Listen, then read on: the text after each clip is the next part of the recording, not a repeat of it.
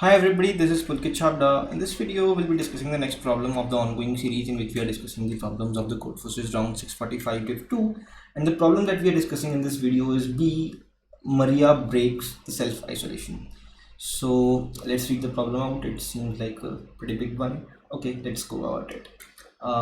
Maria is the most active old lady in her house. She was tired of sitting at home. She decided to organize a ceremony against the coronavirus. She's in friends who are also grannies. Maria is not included in this number. Okay, so there are total n plus one grannies. The ith granny is ready to attend the ceremony, provided that at the time of her appearance in the courtyard, there will be at least AI other grannies there. Not that the grannies that come into the courtyard. Okay, note that the grannies can come into the courtyard at the same time. Formally, the granny I agrees to come if the number of grannies who have come earlier or at the same time with her is greater than or equal to AI. Okay, I hope this clears the statement. They gather in the courtyard like that. Initially, only Maria is in the courtyard.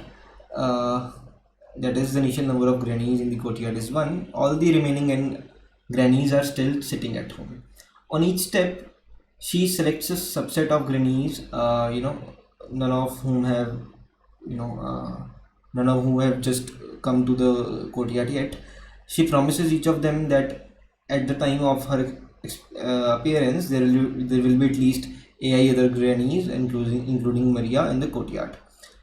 She can call several grannies at once. In this case, the selected grannies will go out in the courtyard at the same moment of time. She cannot deceive them. That is the situation when the ith granny, in the moment of appearing in the courtyard, finds that now there are strictly less than any other grannies. So it means she can't lie about the number of grannies. She'll call a particular granny only if her wish of at least AI grannies being there is fulfilled.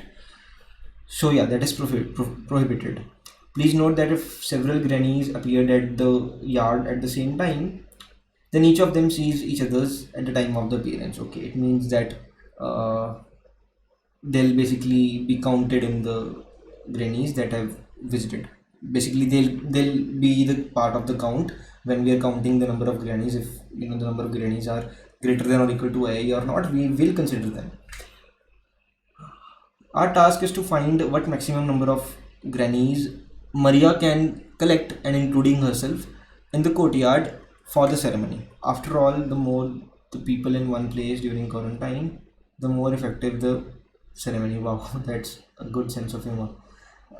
Consider an example when n equals to 6 and a equals to 154519. Then the first step she can call grannies with the numbers 1 and 5 because they want just one granny to be already present. Then they'll go happily, and by now 3 of them will be present there, Maria itself and the grannies with numbers 1 and 5, and each of them will see two grannies at the moment of going out.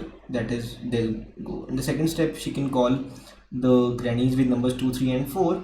2, 3 and 4 actually want 5, 4 and 5 grannies respectively. Since 3 are already there and 3 more are gonna go there, so total number of grannies that they will see are going to be 5, because the total number are 6, but out of them 1 will be they themselves. So 5 they're gonna see, but and then they'll go.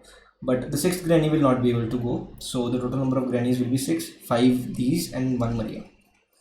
I hope the example is clear and the question is also clear. If not, I think you should give it one more try. Just pause the video right here and try to read it for yourself. I'll be moving on to the input test case and input format and output format. And the input will be getting t, which will be the number of test cases, and then in the first line of each test case we'll get n, which is the number of grannies.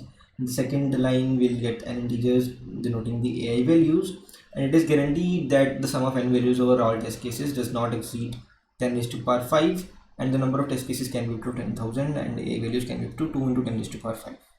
So in each test case we have to print a single integer k, that will be the maximum number of grannies that can be there in the courtyard, and the value of k obviously can be from 1 because Maria is already there, to n plus 1 if all of the n grannies can possibly come to the courtyard. In that case the answer is going to be n plus 1. Okay, so we'll get to the solution part now, and it'll be a good time to pause the video if you want to give it a try for yourself. So yeah, let's see. So the thing is that, let's say, we can, apart from Maria, we already have one granny there. Apart from that, we can call either 1 or 2 or 3 or all n of the grannies. Now we know that for any ith granny, she'll come at a moment only when the number of grannies that are already present plus the grannies that are visiting the courtyard along with her are greater than or equal to ai, right?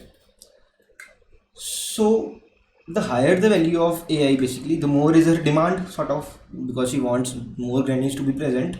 But the one with the lower ai value doesn't really have that demand, and she's ready to go easily than one which has a higher value of ai, right? I hope that makes sense.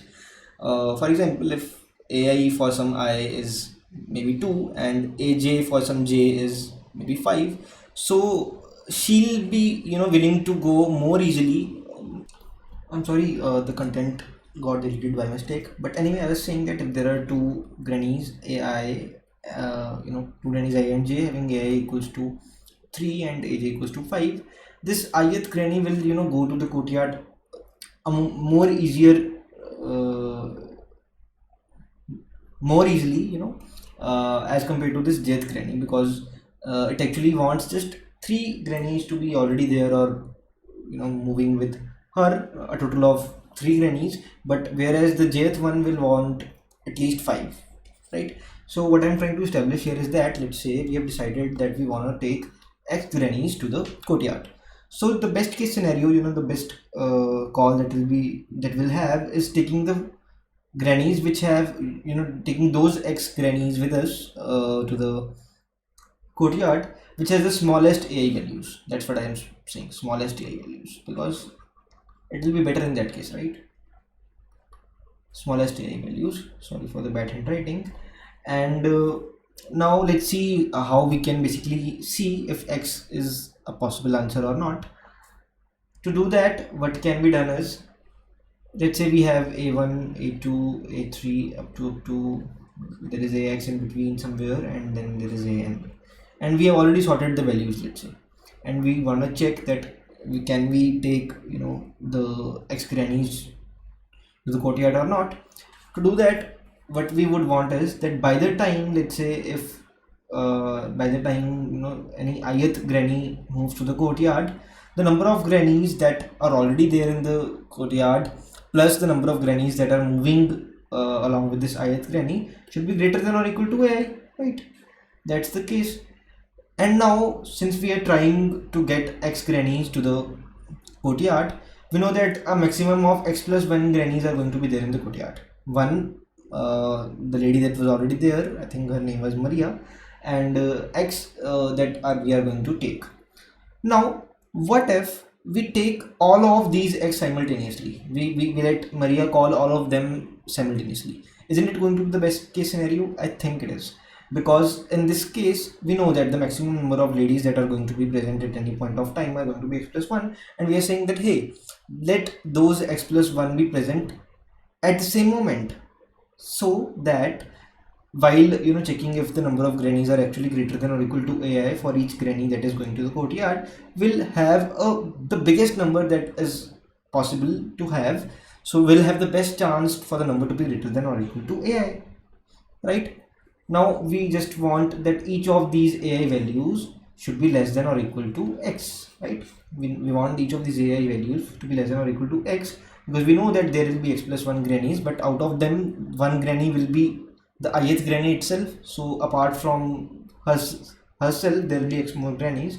So we want for every I from 1 to x in the sorted order to be such that ai should be less than or equal to x.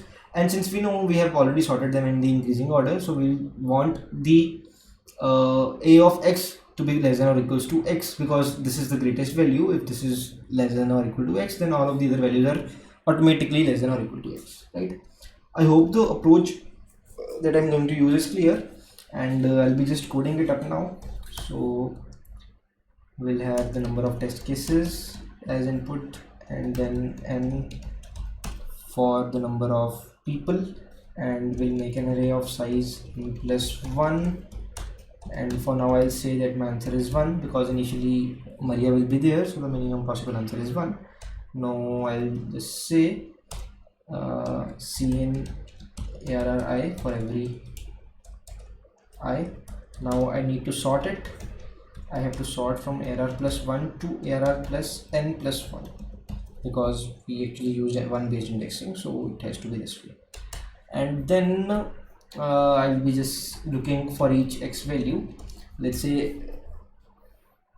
let's replace this I by x. Now while I am at x, I am trying to take x grannies with myself. Now if arr of x is basically less than or equal to x, it means that yeah, we can take these x. So answer is going to be x plus 1 in this case, right? We know that the values of x are increasing only, so finally we'll have the largest possible value for answer, for which it is possible to take those x to the courtyard. So yeah, I did this plus 1 because one granny Maria is already present there, and we are planning to take x more, and we actually can because the value of arr x is less than or equal to x. So we are just updating our answer to a bigger value, x plus 1. So after coming out of this loop, I just print answer, and an endl is necessary, so let's print \1. Let's see what the answer comes out for these cases. 6164. Let's check. Yeah, 6164. Let's just try and submit. I think it should work. Let's switch it to B. Submit.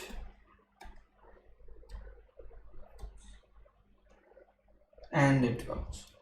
So yeah, this is it. You can drop down a comment if something is unclear. I'll try to figure it out and tell it to you.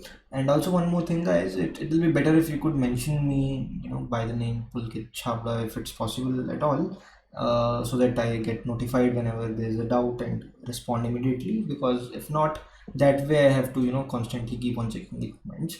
That will be better if I get mentioned and notified. So yeah, thank you. See you guys in the next video.